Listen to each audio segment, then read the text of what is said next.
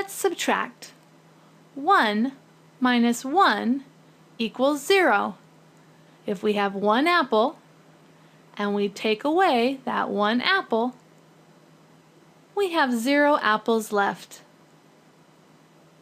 2 minus 1 equals 1. If we have 2 bananas and we take away one banana, we have only one banana left. 3 minus 1 equals 2. If we have 3 oranges and we take away one orange, we only have 2 oranges left. 6 minus 3 equals 3. We have 6 birds. If we take away 3 of those birds, there are only 3 birds left.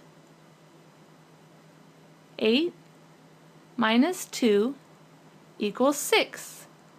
If we have 8 cows and we take away 2 cows, there are only 6 cows left. 10 minus 5 equals 5. We have 10 chairs,